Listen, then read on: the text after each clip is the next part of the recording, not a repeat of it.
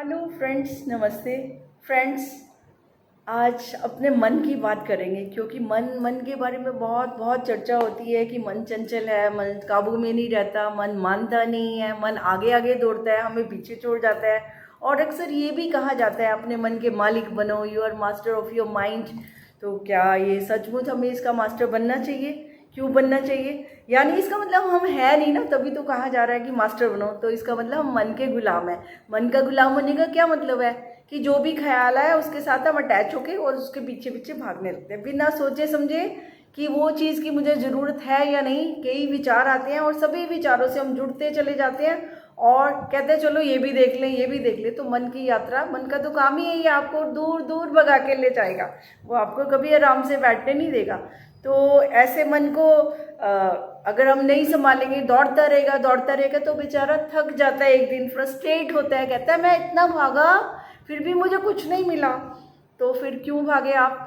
तो आपको चाहिए था कि मन को जब चाहते इसको भगाते, उसका तो काम ही है भागना। और लेकिन आपने भी उसके साथ दौड़ लगानी शुरू कर दी। वो तो आपको हज़ारों सपने दिखाएगा। तो क्या आप हज़ारों सपने अपने पूरा करने चाहते हैं? कुछ तो चूज़ करेंगे कि क्या आपकी प्रायोरिटीज़ है, क्या आप चाहते हैं।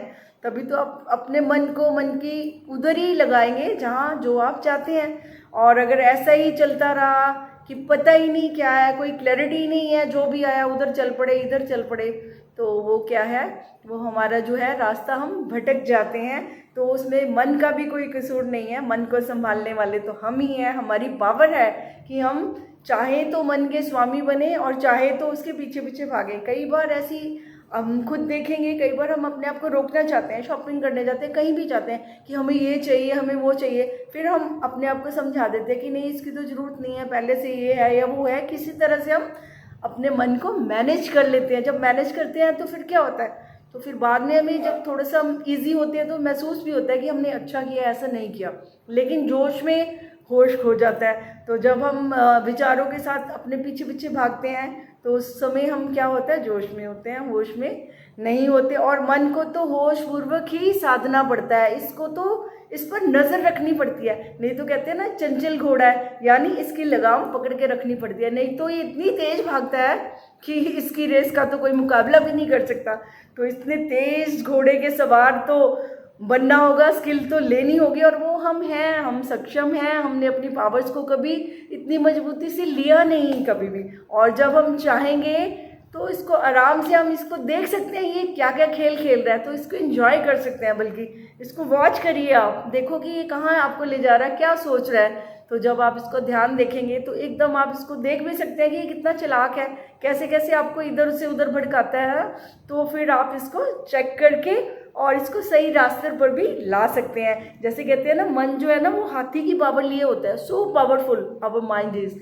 तो उसको, हाथी की पावर को उसके महावत बनना पड़ता है, तभी ये काबू में आता है। और जब ये काबू में तो खैर मतलब ये एक कहने की बात है। काबू में तो वैसे तो जो होशपूर्वक चलते हैं वो हर समय स्पॉन्टेनियस बिहेवियर करते हैं इसके साथ, तो उनको तो कोई प्रॉब्लम नहीं आती।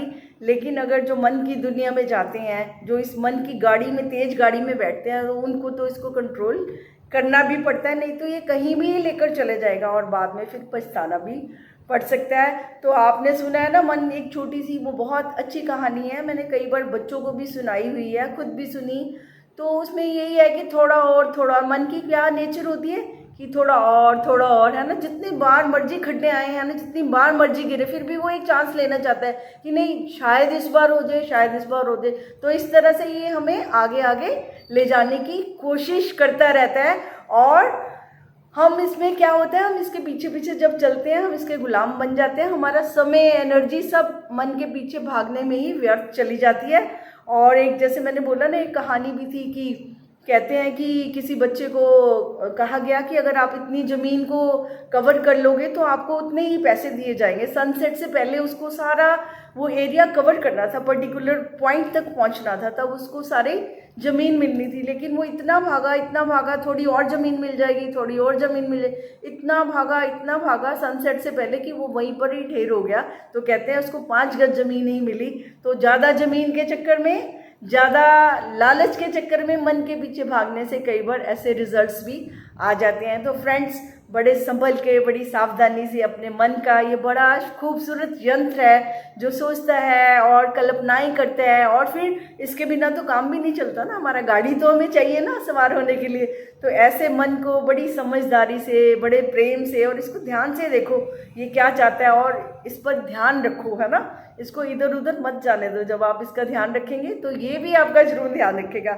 ये पवित्र मन भी है, लेकिन हम जब इस पर ध्यान नहीं देते, इसमें कचरा भर देते हैं, तो ये फिर थोड़ा सा वो गंदा सा भी हो जाता है। तो इसको हम साफ सुथरे, ये मन तो एक दर्पण भी है जिसे कहते हैं, उस पर धूल जो जम जाती है, वही दौड़ दौड़ के हम इतनी धूल जमा देते हैं, इस पर ध्यान ही नहीं देते हैं, तो ये कमज़ोर भी पड़ जाता है कई बार। तो फ्रेंड्स, इस मन को कभी कमज़ोर मत समझो, ये बहुत पावरफुल है। सिर्फ आपने अपनी पावर से इसका घुड़सवार भर के इसकी सवारी करनी है, इसका महावत बनकर इसको साथ लेके चलना है। ये बहुत काम आता है, ये दुनिया के काम भी करता है, और जब ये शांत हो जाता है तो आपको बहुत बहुत बियॉन्ड माइंड भी बहुत कुछ दिखा देता है। तो आप शांत रह के और समझदारी से, होशपूर्वक इस मन का प्रयोग करें फ्रेंड्स।